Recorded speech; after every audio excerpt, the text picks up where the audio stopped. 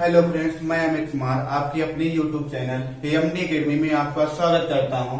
आज हम सभी भी पढ़ेंगे प्रकाश का परावर्तन। प्रकाश का परावर्तन क्या होता है, इसे और बेहतर तरीके से समझने के लिए मैं आप सभी को एक छोटा सा एग्जाम्पल देता हूं, जिसकी सहायता से आपको यह और बेहतर तरीके से समझ में आ सके। सपोज कीजिए कि हमारे सामने एक दीवार है और हमारे हाथ में एक बॉल है। जब इस बॉल को उस दीवार की ओर फेंकते हैं तो यह बॉल उस दीवार से टकराकर पुनः हमारी तरफ वापस लौट आती है। सपोज कीजिए कि वह दीवार हमारी क्या है, परावर्तक पृष्ठ है और यह बॉल प्रकाश की किरण है। जब इस प्रकाश की किरण को उस परावर्तक पृष्ठ पर डालते हैं तो उस परावर्तक पृष्ठ से यह प्रकाश की किरण टकराकर पुनः हमारी तरफ अर्थात उसी माध्यम में वापस लौट आती है। तो प्रकाश की यह घटना क्या कहलाती है? प्रकाश का परावर्तन कहलाती है। तो प्रकाश का परावर्तन कहलाती है, अर्थात हम क्या कह सकते हैं, सबसे पहले हम एक परावर्तक पृष्ठ खींचते हैं। ये हमारा है परावर्तक पृष्ठ। ये हमारा दृश्य प्रकाश इस पर डालते हैं। ये क्या है? आपतित किरण, जिसका नाम क्या है? आपतित किरण। आपतित किरण परावर्तक पृष्ठ के जिस बिंदु पर टकराती है उस बिंदु का नाम होता है आपतन बिंदु। आपसे पूछा जाए कि आपतन बिंदु क्या होता है तो आप बताएंगे आपतित किरण परावर्तक पृष्ठ के जिस बिंदु पर टकराती है उस बिंदु को हम आपतन बिंदु कहते हैं। तथा आपतित किरण परावर्तक पृष्ठ से टकराने के पश्चात या उसी माध्यम में वापस लौट जाती है। तो ये हम दिखा दिए, इसमें क्या है? ये परावर्तित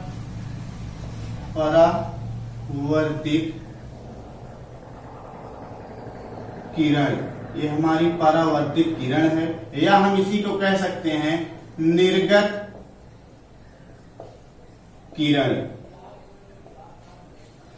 आपतन बिंदु से परावर्तक पृष्ठ के लंबवत खींची गई सीधी रेखा को हम अभिलंब कहते हैं। आपतन बिंदु से परावर्तक पृष्ठ के लंबवत खींची गई सीधी रेखा को हम अभिलंब कहते हैं। क्या कहते हैं? अभिलंब कहते हैं। तो प्रकाश का परावर्तन क्या होता है? तो हम कह सकते हैं जब कोई प्रकाश की किरण परावर्तक पृष्ठ से टकराकर पुनः उसी माध्यम में वापस लौट जाए तो यह घटना प्रकाश का परावर्तन कहलाती है। मतलब जिस तरफ से प्रकाश की किरण आई है उसी तरफ वापस लौट जाए। जैसे ये हमारा एक तल है और ये हमारा एक तल है, इस तरह से प्रकाश की किरण आई है और इसी तरफ क्या है, उसी माध्यम में वापस लौट गई, तो इस प्रकाश की यह घटना क्या कहलाएगी? प्रकाश का परावर्तन कहलाएगी। प्रकाश का परावर्तन और अच्छे तरीके से हम समझने के लिए प्रकाश का परावर्तन का नियम भी हमें जानना होगा। प्रकाश का परावर्तन का नियम क्या होता है? तो प्रकाश के परावर्तन के दो नियम हैं। पहला नियम,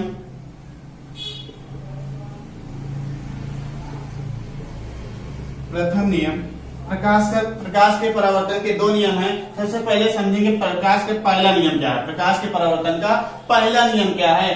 सपोज कीजिए कि हमारी हथेली क्या है? परावर्तक पृष्ठ, और ये क्या है? आपतित किरण। आपतित किरण इस हथेली पर गिरती है, गिरने के पश्चात या उसी माध्यम में परावर्तित हो जाती है। ये हमारी क्या है? परावर्तित किरण, और ये क्या है? हथेली के लंबवत अभिलंब है। तो ये आपतित किरण, अभिलंब और परावर्तित किरण किस तल पर स्थित है? तो हम कहेंगे हथेली पर स्थित है, अर्थात जहां से टकराती हैं उसी तल पर स्थित होती हैं। हम कह देंगे कि आपतित किरण, परावर्तित किरण और अभिलंब तीनों क्या हैं? एक ही तल पर स्थित होती हैं। तो लैंग्वेज में क्या लिखेंगे? आपतित किरण,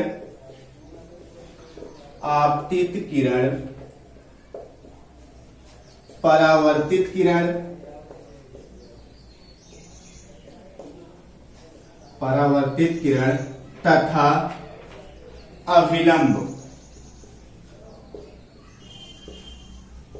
अभिलंब तीनों एक ही तल में स्थित होते हैं।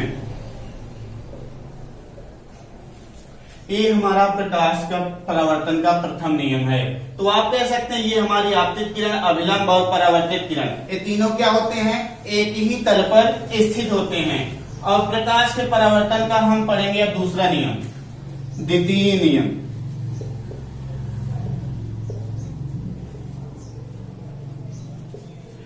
द्वितीय नियम क्या होता है? तो द्वितीय नियम होता है कि आपतन कोण परावर्तन कोण आपस में बराबर होते हैं। क्या होता है कि आपतन कोण परावर्तन कोण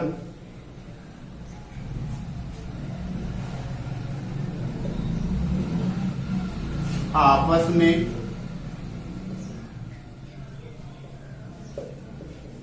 बराबर होते हैं। अब आपतन कोण और परावर्तन कोण क्या होता है? तो हम कह सकते हैं कि अभिलंब और आपतित किरण के बीच बना कोण कहलाता है आपतन कोण।